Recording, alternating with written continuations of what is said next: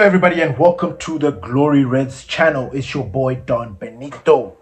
It is a here we go for Andre Santos from Chelsea. Manchester United and Chelsea have agreed a deal for Manchester to sign Andre Santos. Kid is 22 years old, Brazilian, has got six caps, formerly of Vasco da Gama, signed for Chelsea, had a loan to Nottingham Forest and also Strasbourg in his last season, where he kind of featured for Chelsea. And he did play some games. I think he played like 27 games. I think he scored at least one goal. He's exactly what we need. He's a box to box. He's a 6 and an 8, meaning he's a box to box. He can do the defensive duties. He can also push and progress the ball further down the line. Now, with regards to whether this guy is the player for us or not, that is the biggest question. Manchester United have promised us a marquee signing. They've promised us all season that they're going to get Elliot Anderson because that was the deal that we were all expecting to happen. It fell through. Then we moved on to Mateus Fernandez, and we pushed and pushed and pushed. Manchester United did not budge. They did not want to pay the fee for the player, and that proved very difficult. That proved very frustrating for the fans. And now we are sitting here wondering to ourselves, is Andre Santos the marquee signing? Is he the player that Manchester United have been looking at all this time, or this is one of those rash decisions? Now, I'm not going to sit here and sing his praises and say, oh, what an amazing player he is, because he was not the player that we wanted. This is another one. Option C, D, E, we don't know. You pick any letter from the alphabet. That is it. He's not A or B. That's for sure. And this is the problem that we have at Manchester United. Because they promise us marquee signing, they promise us that they're going to get this player, they promise us they're going to get this, do that. They've ended up not doing it. And now we are forced to accept Andre Santos. But when you look at the bigger picture, when you look at what Manchester United needs at the moment, he kind of fits the bill. It looks like Manchester United have decided to go Brazil. They want Brazil, Brazil. Our midfield is going to be full of Brazilians. So, I don't know. Edison, Brazil. Santos, Brazil. It's just going to be another Brazil, Brazil, Brazil. Together with Mateus Cunha there, I think they're trying to build this family. But we know that South Americans, Brazil, they produce some of the finest defensive midfielders. And that is something that I'm looking forward to with Andre Santos. I'm not saying that he's going to light up the Premier League. He might just. This might just be a stroke of genius on Manchester United's side because they'll be like, refuse to pay for Mateus Cunha, refuse to pay for Sandro Tonali, refuse to pay for Elliot Anderson. So we decided to go with the budget player that's within our region, a player that wants to come to Manchester United. And if this all works out for everybody, it might just be a stroke of genius. But how does he fit into our system? We've got a midfield that is sort of right now up in the air. We already have Edison who's waiting for his um, medical, which, by the way, it's sort of rubbing the fans the wrong way because there are multiple reports that are suggesting that this deal might fall through, which I do not agree with. But at the same time, I'm a little bit nervous because I'm thinking to myself, can you get that medical done? Can this player come in? Because now all of a sudden, Andre Santos might just be the first player through the door, which is weird. We've got Edison pending. Now we've got Andre Santos who's about to do his medicals and be the first mention. It's showing some sort of confusion in the club. And that is not sitting well with the fans, even with myself, because I'm just thinking to myself, what's going on? What's the plan? Why does it feel like it's chaotic at Manchester United at the moment? So competition is going to be very, very big in that midfield position because we've got Kobe Manu who's still in the World Cup. Kobe Manu has not found any minutes in the World Cup. And I particularly think that is worrying. Now, at the same time, you could think that maybe this is just preference because maybe Tuchel has got, I mean, there's Elliot Anderson, there's Declan Rice, you know. But the weird thing is that there was one game during this World Cup where he could have put Kobe Manu in, but he decided to go with an old Jordan Henderson. And that worried me a lot. This is supposed to be a player that's supposed to be in the heart of that midfield. But the sole fact that he's not getting any minutes is a bit worrying. And I'm starting to think to myself, what are we doing? But we need options.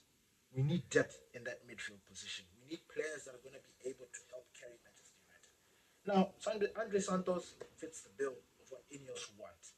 They do not want players over 25, you know. They want players that want to come to Manchester United. Andre Santos is probably being seen as a player that's for the future, for the next 10 years. I don't know. If he flops, you might want to move on with him. But he fits all the criteria of what Ineos are looking for or what they're trying to do with Manchester United. So we've got Kobe Mano, we've got Edison, we've got Andre Santos, we've got Bruno Fernandes, we've got Mason Mount who can fill in that position as well. And Manuel Ugarte is injured, so that's also another situation.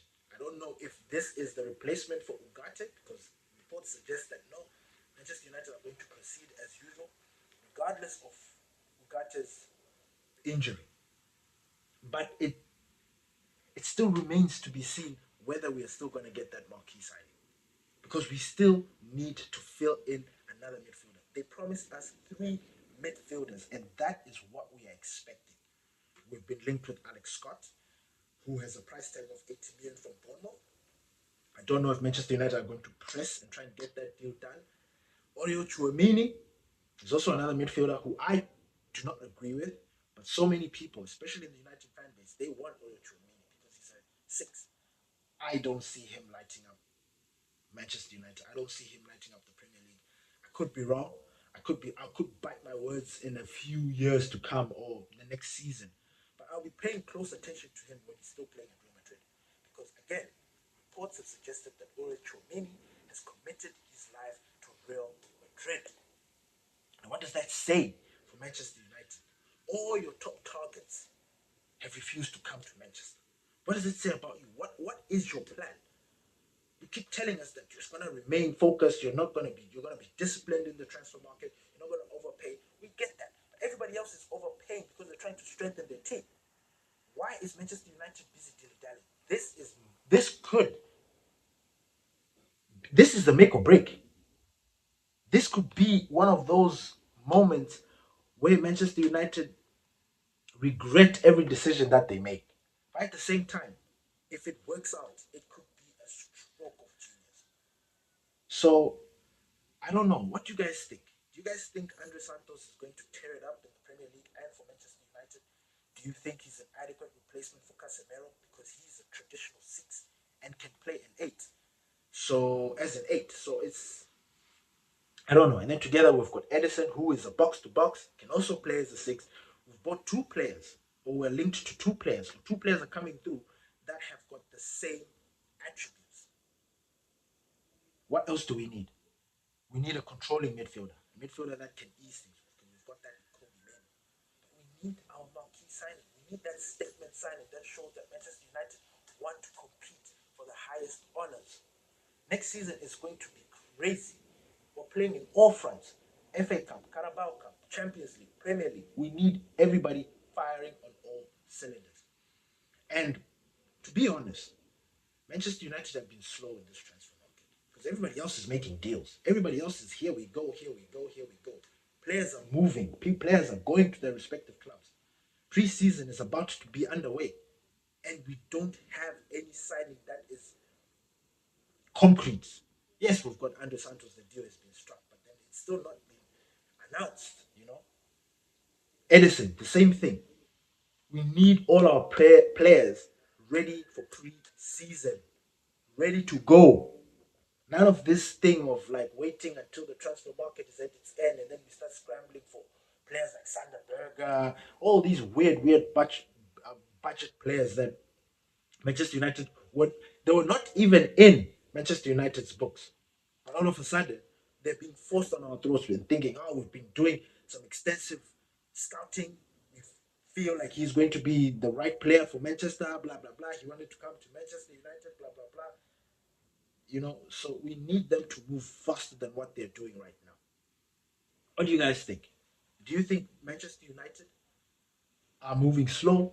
Do you think they are not doing enough in the transfer market? Because there's still, we need at least five, six players to come in. We need a left winger, we need a backup striker, we need at least a defender, a left winger, a left back. There's so many positions that Manchester United have promised to fill, and so far, nothing is going on. So, do you think Manchester United is winning in this transfer market? Do you think we are still slow? Do you think that they're not taking advantage of the situation or the opportunities that are presented to them? I don't know. I don't know. I'm still sitting here thinking to myself, it's getting a player, but we are still being forced to deal with crumbs, and that is not good. That is not good. It's really not going well for Manchester in the transfer market. But tell me what you guys think. Please leave your comments down below. Thank you, everybody, for listening to the Glory Reds podcast. Peace.